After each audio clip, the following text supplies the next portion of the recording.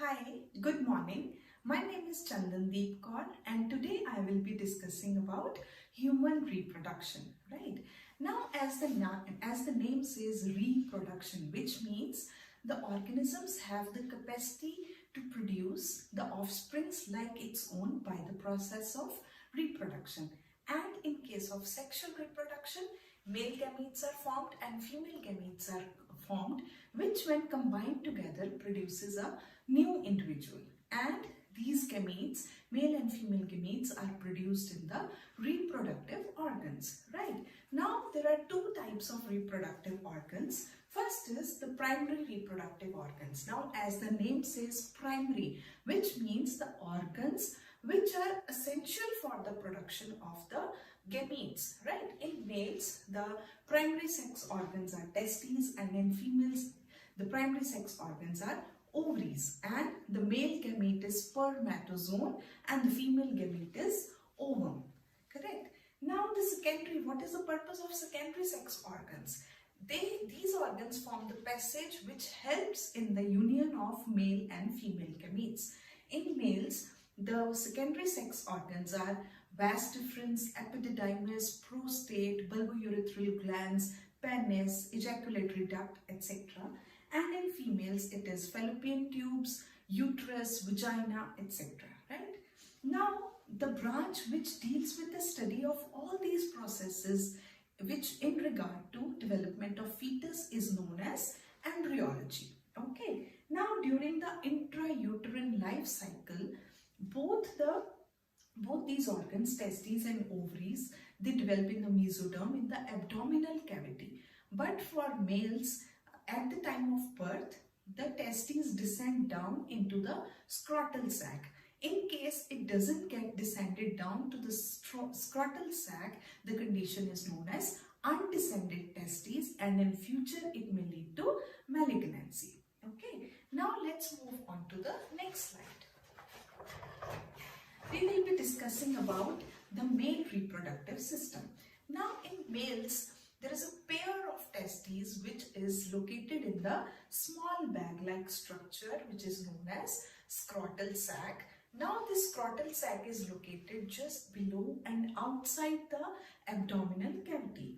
The temperature of the scrotal sac is 2 to 2.5 degrees Celsius lesser than the rest of the body. Now the muscle which is responsible for this regulation of temperature is known as Darto's muscle, which in the cold season is contracted, like it makes the testes contracted, and in warm season the testes are in the relaxed state, which is because of the Darto's muscle, right?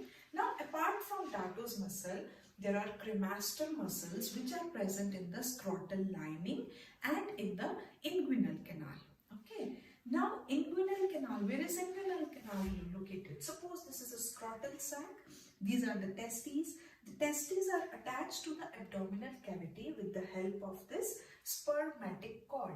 Now the spermatic cord passes through this inguinal canal, and it is this inguinal canal only from where the testes descend down into the scrotal sac at the time of the birth. Now this cremaster muscle are like they are present inside the inguinal canal and in the scrotal sac, and they help in the elevation of the testes. Okay. Now each testes is attached to the scrotal sac with the help of elastin fibers which are flexible in nature, and those elastin fibers are known as gubernaculum and mesorectum.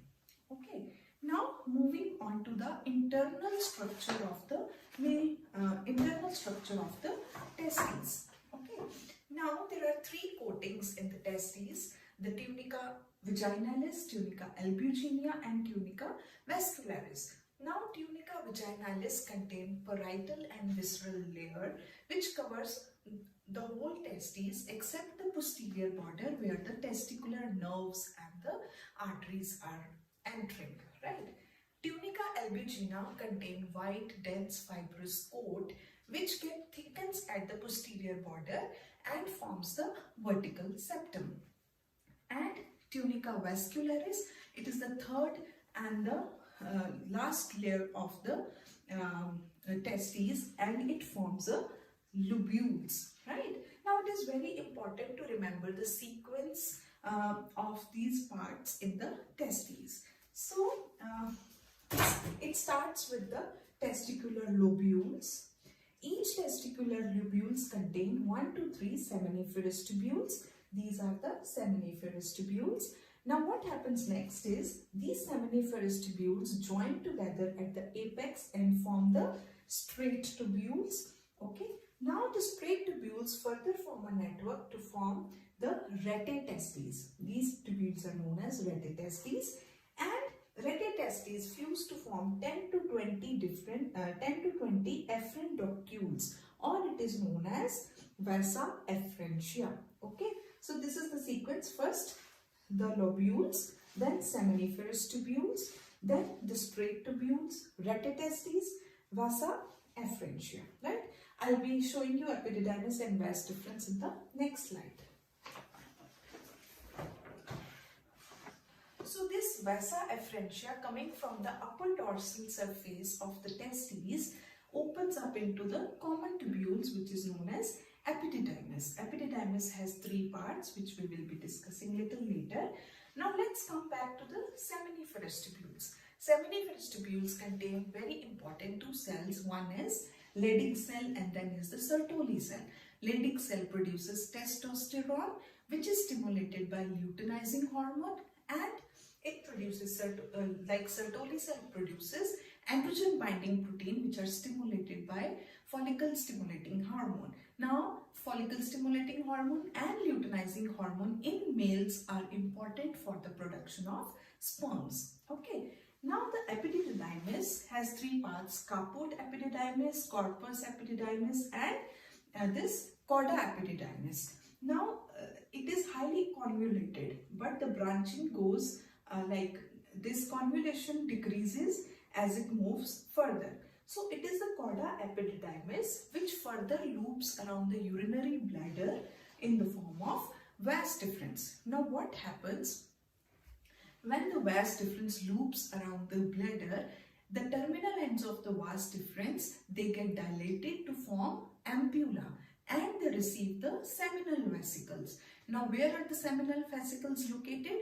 They are present on the dorsolateral side of the urinary bladder and which opens separately just before the terminal ends of the vas deferens. Now after receiving semen and sperm from the seminal vesicle, the terminal ends join together to form a ejaculatory duct.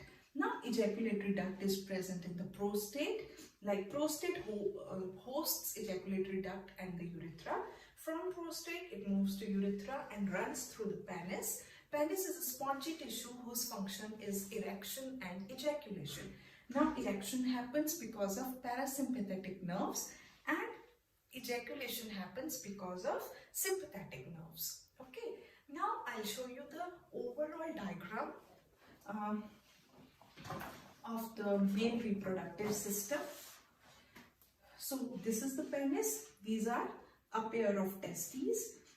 This diagram shows seminiferous tubules, then this epididymis and this vas deferens, which loops around the bladder and joins with the seminal vesicles, and from there it enters prostate gland and joins together to form an ejaculatory duct through urethra and secretes the sperm out of the penis. Okay, so I hope it makes sense. It is clear to all of you.